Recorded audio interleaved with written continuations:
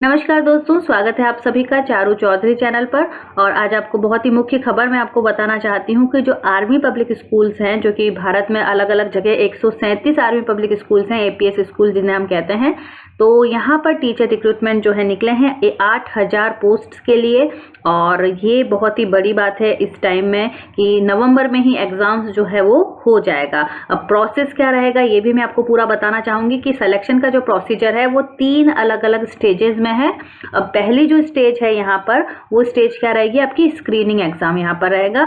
Screening exam जो है, date note कर लीजिए, 21 और 22 नवंबर 2020 को होने वाला है।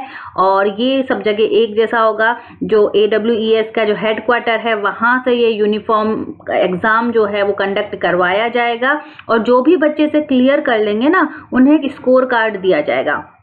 ये जो स्कोर कार्ड है ये आपको बताएगा कि आपने स्टेज 1 को क्लियर कर लिया है, ठीक है ना। अब आप एलिजिबल हो स्टेज 2 और स्टेज 3 के लिए, तो वो जो स्कोर कार्ड है आप अगले 3 साल तक उपयोग में ला सकते हो, अगर आपने पहला वाला जो स्टेज है उसे क्लियर कर लिया है। अब यहाँ पर देखिए, होल्डर्स जो है वो स्कोर कार्ड का उपयोग कब कब कर पाएंगे। पहली बात तो ये है कि जो बच्चे अपने स्कोर इंप्रूव करना चाहते हैं, भाई अभी वो सिर्फ 50 नंबर ही ला पाए हैं, अगली बार वो 70, 80 या उससे ज्यादा नंबर लाना चाह रहे हैं, तो उसके लिए स्कोर कार्ड का प्रयोग कर सकते हैं। दूसरा, जो बच्चे अपने आप को अपग्रेड करना चाहते हैं कि अभी वो पीजीटी में है, अभी वो टीजीटी में है और टीजीटी से वो पीजीटी में चाहते हैं, तब वो इसका उपयोग कर सकते हैं। या फिर उनके पास अब एडिशनल क्वालिफिकेशन हो गई है, पहले वो ओनली पीआरटी का एग्जाम दे रहे थे, उन्होंने ग्रेजुएशन उनकी हो रखी थी, लेकिन अभी वो पोस्ट ग्रेजुएशन कर लिए हैं, तो ऐसी कंडीशंस में भी स्कोर कार्ड का वो वापस यूज कर सकते हैं।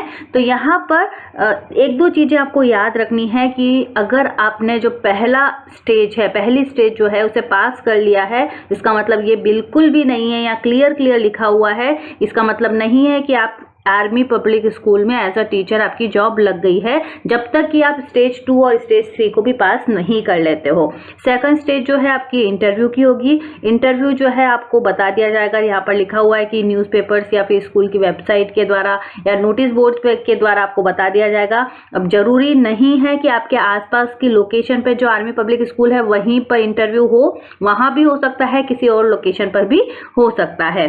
तीसरी इंपॉर्टेंट चीज, जो तीसरा स्टेज है, वो लैंग्वेज टीचर्स या फिर रिटन टेस्ट ऐसे, या फिर हम कह सकते हैं कि इवैल्यूएशन होगा टीचिंग स्किल्स का और कंप्यूटर प्रोफिशिएंसी का। तो ये चीजें भी जो डिजायरेबल होती हैं आजकल, ये सब चीजें भी देखी जाएंगी। तो ये कंप्लीट 3 स्टेजेस हैं।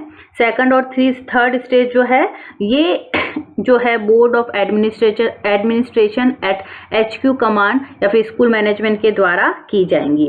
अब टेस्ट की हम बात कर लेते हैं। ऑनलाइन स्क्रीनिंग टेस्ट जो है, जो कि पहली सबसे इम्पोर्टेंट चीज है, भाई इंटरव्यू बाद में होगा और जो कंप्यूटर प्रोफिशिएंसी टेस्ट और स्किल टेस्ट है वो भी बाद में होगा, लेकिन सबसे पहले तो आपका क्या होना है, 21 और 22 नवंबर को स्क्रीनिंग टेस्ट होना है।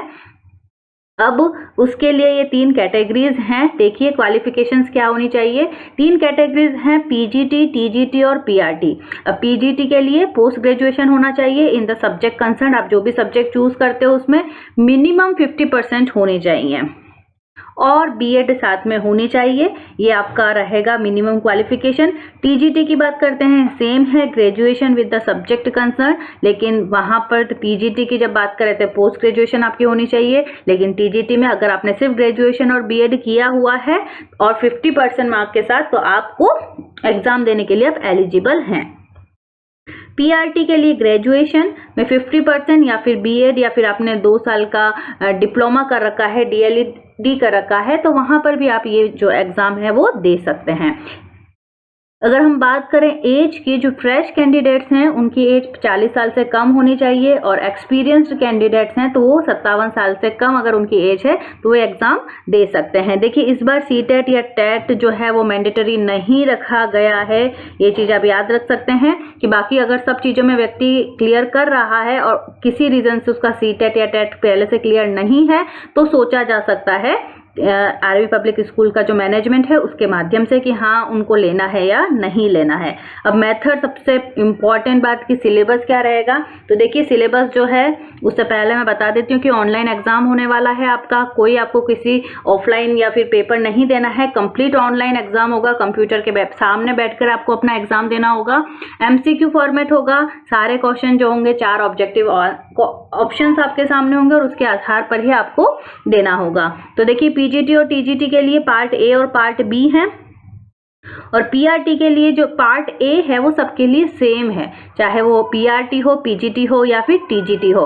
क्या क्या टॉपिक्स हैं? जनरल अवेयरनेस है, मेंटल एबिलिटी है, इंग्लिश कंप्रेंशन है, एजुकेशनल कॉन्सेप्ट्स एंड मेथडोलॉजी है, और इंक्लूसिव एजुकेशन और इंफॉर्मेशन टेक्नोलॉजी। तो ये तो आपका ए में हो गया।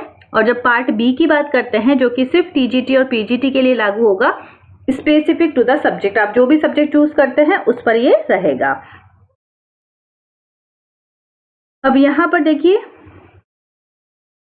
स्कोर्स वगैरह आप यहाँ पर देख सकते हैं कंप्लीट। अब एग्जाम फीस मैं आपको बता देती हूँ, 500 रुपये आपकी फीस रहेगी, नॉन रिफंडेबल है। अगर आपने एक बार रजिस्ट्रेशन करवा दिया है तो ये रिफंडेड नहीं होगा। कहाँ से आपको ये फॉर्म भरना है? रजिस्ट्रेशन पोर्टल आपके देखिए साइट दे रखी है, http://csb.in से आपको ये जो फॉर्म है वो भर सकते हो। फॉर्म भरने की डेट 1 अक्टूबर जो है, मतलब आज से लेकर 20 अक्टूबर तक आप भर सकते हैं, और शाम को 5 बजे 20 अक्टूबर को 5 बजे तक के जो फॉर्म है वो आप भर सकते हैं। कुछ जनरल इंफॉर्मेशन आपकी चाहिए होंगी, जैसे आपका फोटोग्राफ, आपके सिग्नेचर, डेट ऑफ बर्थ का प्रूफ, और जो आपके एकेडमिक क्वालिफिकेशन जो हुए हैं उनके सर्टिफिकेट यहाँ पर चाहिए होंगे। अब हम बात कर लेते हैं कि एग्जाम के सेंटर्स क्या क्या रहेंगे। तो देखिए वो भी सब कुछ आपके पोर्टल पर दिया हुआ है, आप अपने हिसाब से अपना एग्जाम सेंटर जो है चूज कर सकते हैं। एडमिट कार्ड बहुत जल्दी आ जाएंगे क्योंकि एग्जाम जो है वो बहुत जल्दी होने वाला है, नवंबर में एग्जाम होने वाला है, अक्टूबर में आ गई है। एग्जाम का रिजल्ट जो है वो बहुत जल्दी आ जाएगा, available on the website for 30 days after declaration of result. ठीक है, तो यहाँ पर ये चीज है कंप्लीट दी हुई है। रिजल्ट की भी डेट दे दी है कि 2 दिसंबर तक मोस्ट प्रोबेबली आपका रिजल्ट आ जाएगा, यानी कितने कम दिनों में आ जाएगा, 21 या 22 नवंबर को तो आपका एग्जाम होगा और 2 दिसंबर तक आपका रिजल्ट आ जाएगा। ये सारे जो इम्पोर्टेंट जो नोटिफिकेशन था वो मैंने आपको आज दे दिया है। इसी के हिसाब से आप अपनी तैयारी पूरी कर सकते हैं। बहुत बहुत